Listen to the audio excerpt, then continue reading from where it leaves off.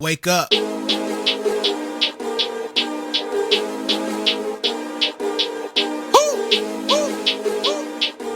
What is your name and what is your position with Let's get WMBK? it. My name is Anthony Williamson. I am a member of the steering committee for WMBK. How many years have you been involved with WMBK and how did you get involved? I've been involved with WMBK since its inception in Washtenaw County. I actually came as a skeptic of the program because, Washtenaw County is known for a lot of hoopla for doing things, but the follow through isn't always that great. So they had a kickoff at Eastern Michigan University, and I attended, but attended because I wasn't sure that something that broad was going to be as successful as those three or 400 people who were there imagined. In your position, what does your participation with WMBK look like on a daily, weekly, or monthly basis? It's um, probably more monthly in my role as steering committee, and I just think also my history of working within the community and being a member of WMBK actually helps the organization a great deal as well because I have a very good relationship in the community. So, have you always had an interest in community-based work, or if not, how has that developed over time? As I'm going to take a tiny journey, just kind of explain that. I attended Eastern Michigan University, and in 1987, I was doing what probably too many African American men was doing and participating in illegal drug market and got caught as a junior at Eastern Michigan University, and my major was criminal justice. So that didn't work out well. And the thing about it is, I was always a pretty good guy, and that was the only kind of blemish on my record, period, right? And it was something I just learned how to do. That wasn't my personality, but I always vowed to reverse that. Like that's what Ypsilanti knew me for as a city. But when I came home, I said I'm going to always change that. And so I got involved in social work, and I kind of fell in love with helping people. Went to the Million Man March, and the Million Man March said, go into your community and do something positive. So I started an after school program in a public housing site on Michigan Avenue. That blossomed to four public housing sites, which blossomed to a program, to a job at Eastern Michigan University, which blossomed into a job at WCC and created two programs. One that still is getting a lot of community credibility at the Park Ridge Community Center. So I know you kind of touched on it a bit there, but what is your background or work outside of WMBK, and how has that influenced your approach to the work you do with WMBK? Okay, my background, I guess, would be considered social work. Mainly started off as in-home family therapy, which was really kind of providing support to families who were having crisis that could have led to remove their children. Um, from that, like I said, I attended the Million Man March, and the Million Man March said, come back and help folks. And the most helpful thing in my life at the particular time was education. So I felt like what I needed to support my community is to get them to understand and embrace education as a way to a positive future, positive, productive future. And so I started a series of after school programs. So that's why when I talk about my relationships, and you're running to kids up to, I jokingly say, my oldest kid now in these programs is probably 44 years old, but they remember me from starting a program and teaching them, the values of education, the values of not using drugs, and most importantly, being there consistently in their life as a father figure. Because one of the things I found out is a lot of our African American children don't have either father figures or positive male role models, and I became that for a whole lot of people. If you're not doing a research project, but if you was on what I've done, a lot of people will say he's like my father. And so I did that just because I felt like if I can get kids to go through that path of education, similar to the one I'm taking, we'll cultivate a larger number of Black leaders. And that's kind of what my goal was. Was I successful? In my mind, no, but I run across a lot of people who have worked with me who would beg to differ because they individually benefited. So, do I have some success? Yes. Overall, for all the people I interacted with, I would say no. Hmm. That's interesting. That's extremely interesting. So, again, you touched on it a little bit in your last answer, but how does your work with WMBK fit into your passion and life goals?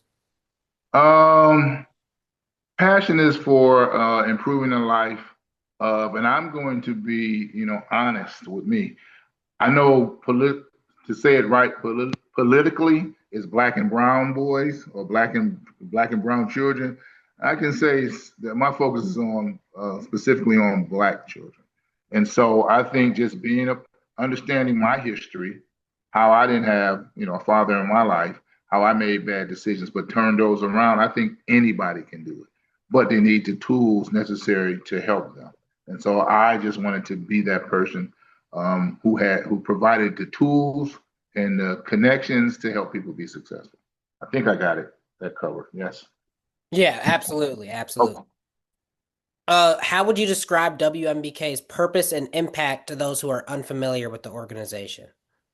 The purpose, as written through the mission, is perfect. I think the ideal premise behind WMBK from a national perspective, that whole premise, I think that's the reason why I said I came in as a skeptic, because that was too broad of a thing that would be national. But then once it broke down to local components of WMBK, I began to understand it. Now, I would say this, the second part of your question says, what now? I want to make sure I got this right. The second part. Uh, Impact on those unfamiliar with the organization. I think the impact has been very small. Hmm. I think that there's more things that we could do as an organization, and I think we're growing, especially since I think we started in maybe 2015, something like that. So it's only 11, 12 years, however. Um, but I think that it was stagnant for a little while because they didn't know. And this is pre-Jamal. They No one really knew what it was going to do. And again, that's my skepticism. We had this, but we didn't have a plan. And then it kind of morphed into different directions. And I think now it's being more focused. And I think the leadership and the young brothers who are in there now, I think are getting a better understanding of what we could be, Mm. right? With a major focus on only one or two things. I think we've been trying to be the be all to everything, and you can't do that. You have to focus on something. And I think that the group of young folks there now are getting there. Still don't think we're there, but I think that our impact would be better in 5 years than it is currently. Okay. Yeah. Yeah. That's a great answer. Thank you so much. Could you tell me a story about something unique or impactful, some sort of experience that happened to you while you were working at WMBK? I would say for me, the best experience was leading the gala last year. Mm. So one of the things that happened is that again, I know a lot of people in the community, and I was actually getting some flack from people in leadership about, hey, you're part of this organization, and I know your history of doing stuff. Why aren't you helping them more? And I didn't have an answer to that, which bothered me. So I Mm. said, okay, I'll be more involved because, I kind of stayed back uh, um, because, it's just, if you know the group, and I think who's older than me? I don't think no one's older than me. I'm the oldest person, right? And I'm 64, so I'm the oldest. Me and Daryl used to talk. I'm a couple years older than Daryl. Daryl since left, but I'm the oldest by at least 10 years Mm. or more, right? So sometimes our philosophies on how stuff should occur is different. But I don't really voice that because the world is different now. And I Mm. have to embrace the differences in how people do things. So once I was challenged through leadership in the county of why aren't you helping more? I said, okay, I'll volunteer to lead the gala, which was last year's gala. And I would venture to say it was we've only had, I want to say three, and I would venture to guess it was the best of the three. Because what I can do is give a party. This probably is not part of the conversation, but my nickname is Disco, an old name, right? That's my nickname because for years I gave great parties. I used to do a party at the hotel in Merriman at the airport for 17 consecutive years, Mm. three to 400 people, right? Then when I stopped doing that, started working with the young people, I also now do a golf outing. I don't know how to golf. I know how to give an event and a party. And so when they talked about doing the gala, I can do that. So I believe we had more people in attendance than we ever had because I can give a good party. So that's why I took on that responsibility last year. But it was a 1 year thing. There's a lot of work associated with it. So Very that's what nice, I'm. very That'll nice. be one thing that. And so, last question, can you tell me an example of how you made a difference in a young person's life? An example of how I got so many of those, but I'm gonna tell one that actually it was a tragic ending, but the way that I made an influence on that person's life is the good part of the story. So, golly, when did Ken and graduate? So this must have been 2007. Um, I remember helping a young man. He was worried about not graduating from high school, and I used to coach the boys and girls basketball team. So I'll get all the neighborhood kids and we'd be in the basketball league. And then this guy was pretty good, and he was worried about graduating. So I went to the school, and we talked and told him what to do for homework and all that. And I just remember him passing me on the bus, and he yelled out the window, "I'm gonna graduate, man. I'm gonna graduate. Thanks, man. Cool." Right. Fast forward 2 weeks after that, the young man is killed in a car accident, right? I found out that he and another kid who played basketball with us too went to the Myers on in Belleville, stole some liquor, high speed chase, car accident. He dies in a car accident. Mm. The boy goes to prison, right? Now, 2 or 3 days later, I get a call from a young man, and this is a young man who was involved in my first program. So when I told you earlier that my oldest child in my programs would be 44, this guy is her cousin, and he probably is about 7 years younger. Okay. So he called me because I was distraught about the accident, right? He called me and he said, "Man, I want to thank you so much." I said, "What do you mean?" He said, "That night they came to get me. To go to Myers with them to steal the liquor." He said, "I was on my way downstairs and I heard your voice say, 'Don't go to them. Don't go with them.'" Mm. He didn't go. And he said, "If I would have went with them, I'd either be in jail or dead. So thank you." Right? That's like my best story ever because it's bad stuff happened. And that's the thing about the work we do. And how I said earlier, I don't really have a lot of successes, but the ones that I do have, I never think about. Mm. And people tell me those things later because I've probably worked with, I'm just going to throw out a round number, 1,000 kids.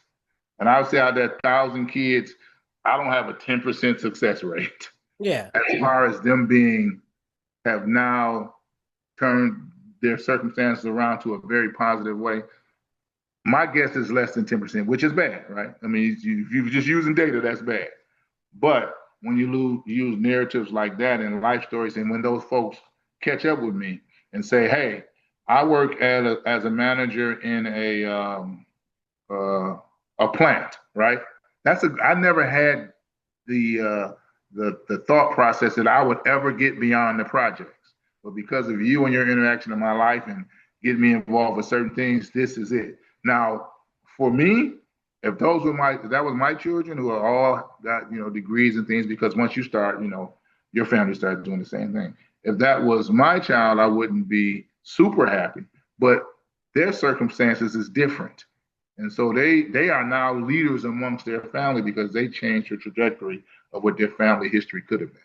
So sometimes it's how you think about it, not really what happens. So All more about people, perspective.